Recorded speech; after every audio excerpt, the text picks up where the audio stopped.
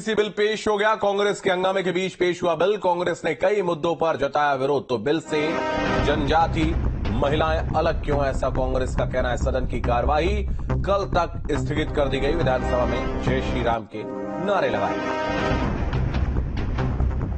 तो विधानसभा में UCC bill पेश हो गया है।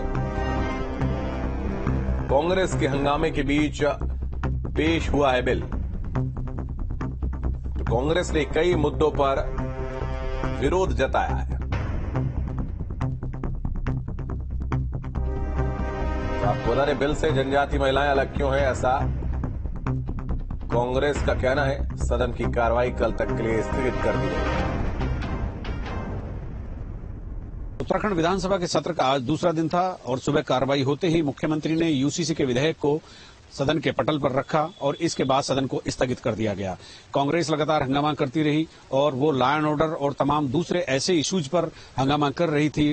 लॉ एंड ऑर्डर था, आपदा प्रबंधन था, कानून व्यवस्था के अलावा जो किसानों की समस्याएं थी, क्षेत्र की समस्याएं थी। तो कांग्रेस का ये कहना था कि प्रश्नकाल होना चाहिए, शून्यकाल भी होना चाहिए, क्योंकि सत्र अपनी निरंतरता में बना हुआ है, ये विशेष सत्र नहीं है। और दूसरी तरफ भारतीय जनता पार्टी का ये कहना था कि विशेष सत्र है, इसमें हम चूंकि दो ऐसे विशेष विधेयक लेकर के आ रहे हैं जिनका लोग इंतजार कर रहे हैं। इसके बाद सत्र को स्थगित कर दिया गया 2 बजे तक और सभी विधायकों को, सदस्यों को विधेयक की कॉपी दे दी गई और उनको इसलिए ये समय का एक समय दिया गया है ताकि उस विधेयक को वो पढ़ लें। 2 बजे बाद फिर सदन की कार्रवाई शुरू हुई और सबने अपना अपना मंतव्य और अपना अपना संशोधन, अपनी अपनी राय सदन में देनी शुरू की। उसके बाद विपक्ष की ये मांग जारी रही कि समय बढ़ना चाहिए सत्र का और इतना बड़ा कानून बनाने से पहले इतनी जल्दबाजी नहीं करनी चाहिए। और पूरा फिर एकदम चर्चा होती रही। नेता प्रतिपक्ष, संसदीय कार्य मंत्री और तमाम वरिष्ठ विधायकों और जो नए विधायक हैं उन्होंने भी चर्चा में हिस्सा लिया।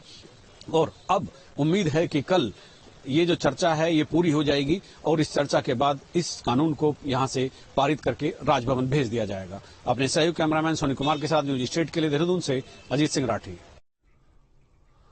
तो 5 तस्वीरें हम आपको दिखाने वाले उत्तराखंड विधानसभा की। ये तस्वीरें जहां यूसीसी बिल पेश किया गया है। तो ये तस्वीरें आप देख रहे हैं आपके टेलीविजन स्क्रीन पर।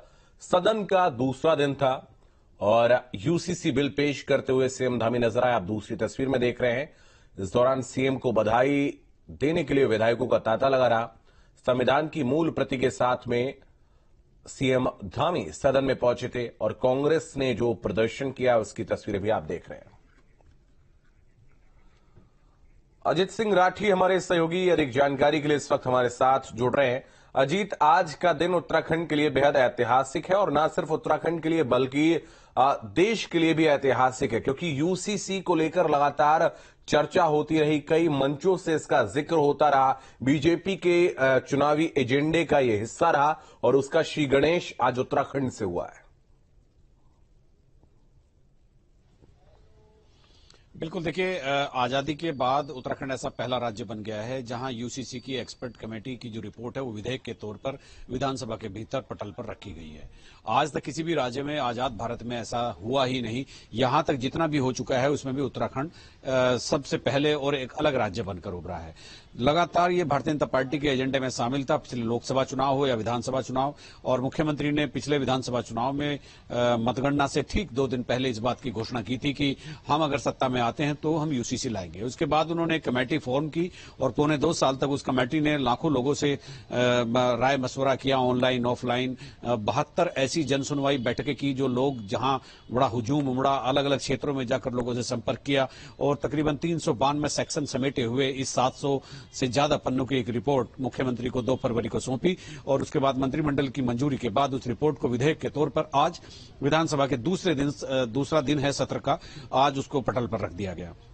विपक्ष अपना लगातार इस बात पर अड़ा हुआ था, इस बात की मांग कर रहा था कि चूंकि जब भारतीय जनता पार्टी खुद ही कह रही है कि साधारण कानून नहीं है और इसको 70 साल से लोग इसका इंतजार कर रहे हैं, तो इसको सदन में चर्चा के लिए एक व्यापक समय देना चाहिए ताकि एक विस्तार से इस पर चर्चा हो सके। तो समय बहुत कम दिया गया है और लगातार इस बात को कह रहा था कि जब सत्र चल रहा है तो इसमें प्रश्नकाल और शून्यकाल भी चलाया जाना चाहिए। स्पीकर से भी उनकी बातचीत हुई तो उन्होंने कार्यमंत्रणा समिति से भी कल कांग्रेस ने इस्तीफा दे दिया। उधर भारतीय जनता पार्टी का कहना था कि हम केवल केवल 2 विधेयकों के लिए, एक तो यूसीसी का विधेयक है, वो यूसीसी का बिल लाए हैं, और दूसरा राज्य आंदोलनकारियों को सरकारी सेवाओं में 10% क्षैतिज आरक्षण का भी बिल ला रहे हैं।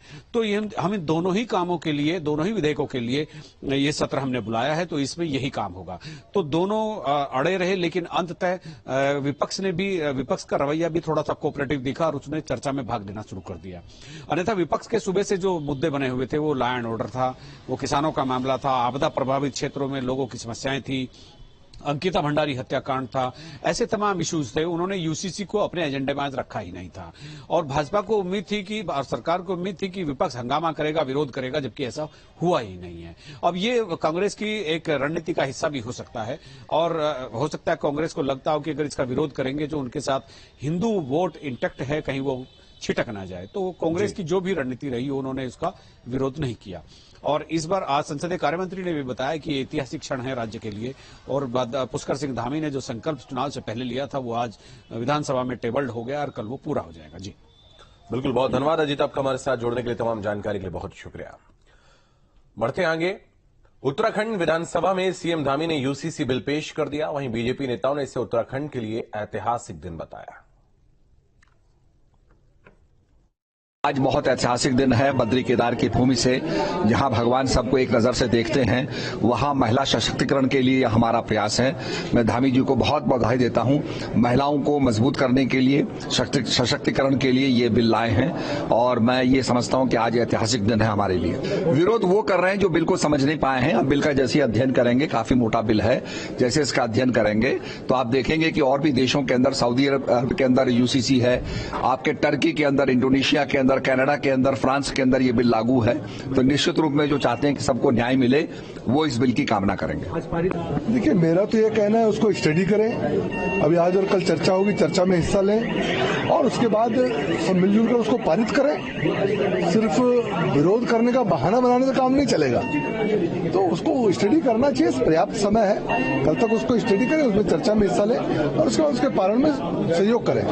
लंबा समय क्यों दिया जाए? भाजपा के विधायक भी तो पढ़ेंगे ना, हम भी तो चर्चा में हिस्सा लेने वाले हैं। हमें तो इतने लंबे समय की आवश्यकता नहीं। हाँ, थोड़ा मेहनत करनी पड़ेगी, रात को बैठना पड़ेगा, दिन भर पढ़ना पड़ेगा, ये थोड़ा काम रहेगा तो करें, क्या दिक्कत है? हम कर सकते हो, क्यों नहीं कर सकते? अब आप देखिए कि अगर आपको चर्चा करनी है, आपको इस पे कोई सुझाव देना है, आपको कुछ जोड़ना है, तो सदन के पास आपका अधिकार है। सदन में आप उस अधिकार का प्रयोग करके दीजिए, लेकिन आप बजाय इसके कोई ना कोई इस प्रकार का वातावरण बना के केवल विरोध करना, ये कांग्रेस के एजेंडे में रहता है।